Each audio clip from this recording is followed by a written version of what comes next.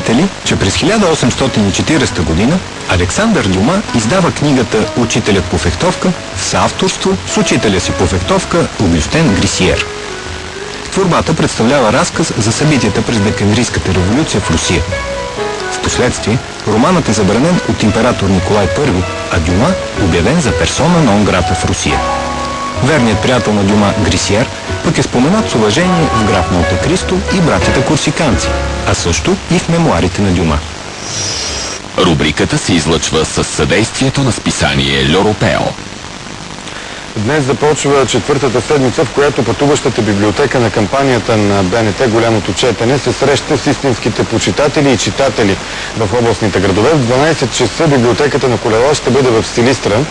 Вижте обаче литературния прочит на предишния дунавски град, където бяха пътуващия репортер за БНТ и БНР Ирина Недева и екипа на «Голямото четене». Единственият град с Нобелов лауреат у нас – Русе.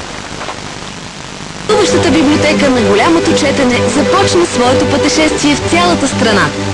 От 10 ноември до 17 декември, всеки ден, точно в 12 часа, пътуващата библиотека ще спира пред Централната библиотека на вашия областен град.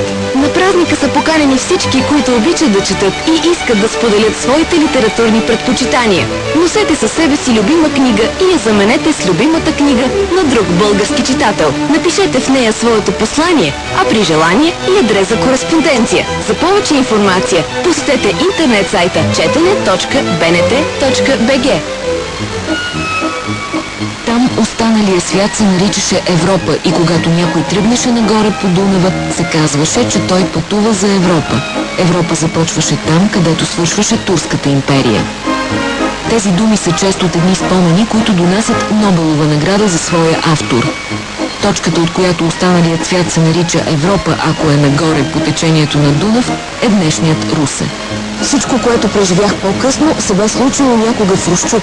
Ключова фраза на Елиас Канети от спасеният език. Ужасно ми е интересно какво може да се преживее в днешния Русе, някогашният Русчук. Определят най-често Русе като аристократичен, европейски, централен, със своите неизбежни за градската гордост първи неща. Кои са сюжетите, по които може да бъде прочетен града? За мен града е две неща. Града е реката, заради която се е появил, поради която съществува и която му отваря много, много бъдеще. И Русе, това са многото градски легенди.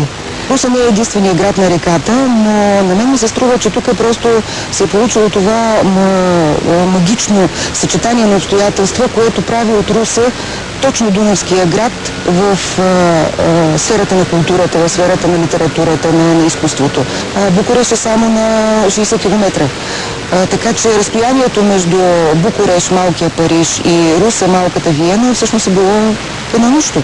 Реката не като контур на една територия, а като център.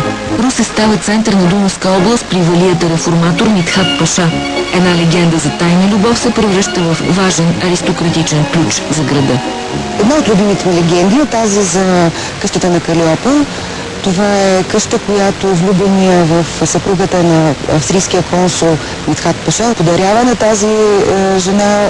Митът за Калиопа е за чужденка в град, който има очертанията на космополитно място. Дали самият Елиас Канети се превръща в успокояващ мит за града? Разбира се, че ние много сме горди с това, че тук се е родил Елиас Канети, но ние не можем да не се даваме сметка, че той тук е живял само няколко години. Русе тепърва има да открива много хора, които са свързани с града. Така ще стане с Майкъл Арлен, който е роден в Русе, арменец. Изселва се също още в детските си години от тук. На Запад той е много известен, за нас обаче е все още непознат. Русенският арменец Викрам Коюмджиян Майкъл Арлен нашумява с романа «Зелената шапка» през 20-те години. През 30-те спират да го четат. Последният му роман се казва «Летящият холандец», вероятно детска дунавска мечта. Синът му Майкъл Арлен младши през 1970 издава романизираната му биография под заглавието «Изгнанници». Основни теми на Елиас Канети са смъртта и агресията. Единственият си роман «Затъмнението» той пише през 1935 година. Оценен е едва след Втората световна война. Не е такава съдбата на един друг български роман, който кореспондира като тема в заглавието. «Слънцето угаснало» на Владимир Полянов, автор на диаболична проза. Слънцето угасва и за още един роден в Русе писател с псевдоним на митичен звяр – Змей Борянин. Автор на романа «Дунава тече», на над 50 книги и на автобиографичната повест «Червеният хотел».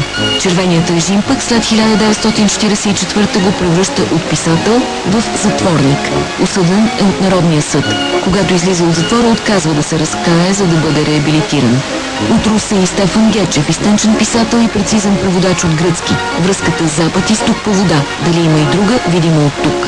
Някога между Митхат Паша и Франц Йосиф, Русчук, между Австрийската и Османската империя. Русе не е просто градът, който свързва Западът с изтокът. Тук трябва да мислим и за друго, за връзката между севера и юга.